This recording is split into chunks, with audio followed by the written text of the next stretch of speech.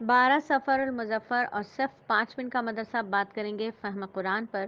قرآن میں سورہ آل عمران کی آیت نمبر 38 میں اللہ تعالیٰ فرماتے ہیں، حضرت زکریا علیہ السلام کی ایک دعا ہے، اس کو ذکر فرمایا ہے جو انہوں نے اولاد کے حصول کے لیے مانگی تھی۔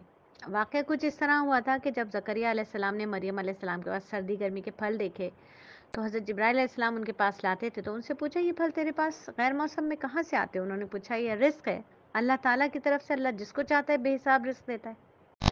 تو اس ماحول کو دیکھ کر حضرت زکریا کے دل میں ایک جوش اٹھا اور اللہ تعالیٰ سے یہ دعا مانگنے لگے، یعنی مایوس نہیں ہوئے وہ، کیونکہ حضرت زکریا جو تھے وہ اتنے عمر رسیدہ ہو گئے تھے اور ان کے اولاد نہیں تھی اور ان کی بیوی بھی بانجھ تھی، لیکن مایوس نہیں تھے وہ۔ تو اس کا مطلب یہ کہ مایوس ہوئے بغیر دعا مانگنی چاہیے۔ تو یہاں اس ماحول کو دیکھ کر حضرت زکریا کے دل میں بھی جوش اٹھ گیا اور اللہ تعالیٰ سے دعا مانگی کہ مریم کو گرمیوں کا پھل سردیوں میں اور سردیوں کا پھل گرمیوں میں عطا کرنے والے اے اللہ، مجھ کو اپنے پاس سے پاکیزہ اولاد عطا فرما۔ یعنی وہ ذات جو مریم علیہ السلام کو غیر موسم میں پھل دے رہی ہے، اس بات پر وہ قادر ہے کہ میری بیوی کو ٹھیک کر دے اور اس سے مجھے بیٹا عطا فرمائے۔ اس واقعے سے سبق یہ ملتا ہے کہ انسان اپنی تمام ضروریات اللہ ہی سے مانگے۔ اللہ تعالیٰ بہت بڑی قدرت والے ہیں، وہ جب غیر موسم کے پھل کھلا سکتے ہیں، وہ میری ضروریات بھی پوری کر سکتے ہیں۔ تو مایوس ہوئے بغیر کسی بھی حالت میں مایوس نہیں ہونا چاہیے، مایوسی اللہ کو پسند نہیں ہے۔ تو حضرت زکریا علیہ السلام بڑھاپے میں اولاد مانگنے سے مایوس نہیں اور اللہ نے ان کو دی، کیونکہ مایوسی کے بغیر جو دعا مانگی جائے، یقین کامل کے ساتھ جو دعا مانگی جائے، وہ ضرور بضرور قبول ہوتی ہے۔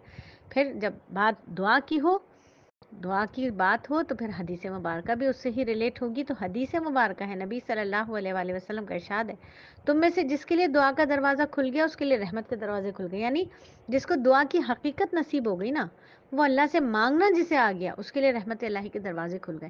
تو زبان سے دعائیہ الفاظ رٹنے کا نام دعا نہیں ہے، بلکہ دعا کیا ہے؟ حقیقت میں انسان کے دل و دماغ کی روح اور تڑپ ہے۔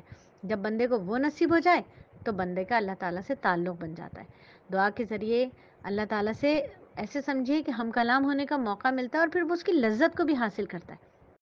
لمبی لمبی دعائیں مانگتا ہے، جب لذت حاصل ہوتی ہے نا، بات کرنے سے، کلام کرنے سے لذت حاصل ہو تو پھر لمبی لمبی بات کرتا ہے انسان۔ جیسے حضرت موسیٰ علیہ السلام کی بات ہم واقعے میں پڑھتے ہیں نا، قرآن کہتا ہے نا کہ جب اللہ تعالیٰ نے پوچھا ہے موسیٰ تمہارے ہاتھ میں کیا ہے، تو لمبی بات کر رہے تھے کہ اللہ میرے ہاتھ میں میرا عصا ہے، میں اس کے ذریعے سے ٹیک لگا کے چلتا ہوں، اپنی بکریوں کو اس سے ہانکاتا ہوں، پتے جھاڑتا ہوں درخت کے۔ تو لمبی بات، کیونکہ لذت حاصل ہو رہی تھی نا، محبت مل رہی تھی، لطف آ رہا تھا بات کرنے میں۔ جب ہمیں اللہ تعالیٰ سے بات کرنے میں لطف آئے گا نا، تو ہم کتاب دیکھ کے دعا نہیں مانگیں گے، بلکہ اللہ سے اپنی حاجتیں بیان کریں گے، بات کریں گے اللہ سے، لمبی باتیں کریں گے۔ تو اچھا خاصا وقت دعا مانگنے میں خرچ کریں گے، اپنی ہر ضرورت اللہ کے سامنے رکھیں گے اور وہ اللہ سے پوری کروا لیں گے۔ تو دعا کیا ہے؟ سراپا رحمت ہے، اور دعا کے ذریعے دنیا آخرت کی بھلائیاں لینا چاہیے۔ ہمیں چاہیے کہ اللہ تعالیٰ سے دنیا آخرت دونوں جہانوں کی برکتیں مانگیں۔ اب دیکھیں، دعا مانگیں، ہر وقت مانگیں نا۔ آج میں آپ کو بتاؤں، میں نے بھنڈی بنائی ہے، تو بھنڈی کاٹتے ہوئے یا تورئی کاٹتے ہوئے، آلو کاٹتے ہوئے، آلو کی قتلیاں بناتی ہیں خواتین، تو اس میں آپ دعا مانگیں، اللہ سے خیر کی دعا مانگیں، برکت کی مانگیں۔ جیسے اب اکثر ہوتا ہے نا، آلو کی قتلیاں کاٹ رہے ہیں تو پھر سوچا چلو اس پہ درود شریف پڑھتے ہیں، چھوٹا درود شریف مختصر صلی اللہ علیہ وسلم، صلی اللہ علیہ وسلم پڑھ لیا، پھر سبحان اللہ و بحمدہ سبحان اللہ عظیم پڑھ لیا۔ اسی طریقے سے بھنڈی کاٹتے ہوئے گول گول بھنڈی کی بھجیا بنانی ہے، بھنڈی کاٹتے ہوئے پڑھ لیا۔ تو یہ اللہ کی تعریف، اللہ سے ہم کلامی ہو رہی ہے، اللہ کا ذکر ہوتے ہوئے کام ہو رہا ہے، تو اتنا مزہ آتا ہے، سبزی بنانے میں مزہ آنے لگتا ہے، سبزی بناتے بناتے اتنا مزہ آ رہا ہوتا ہے، کیونکہ نیکیاں بھی جمع ہو رہی ہوتی ہیں، اللہ سے بات بھی ہو رہی ہوتی ہے، اور لذت تو خیر اللہ تعالیٰ ڈال ہی دیتے ہیں اپنے ذکر کی برکتوں سے۔ تو ہمیں ہر وقت اللہ سے دعا مانگنی چاہیے، اور اے اللہ میں آپ سے دنیا اور آخرت دونوں کی بھلائیاں مانگتی ہوں، جو میں جانتی ہوں جو نہیں جانتی ہوں، تمام بھلائیاں مجھے عطا فرما دیجیے۔ ہر دعا ضرور قبول ہوتی ہے، یہ یاد رکھیے، نصیحت ہے۔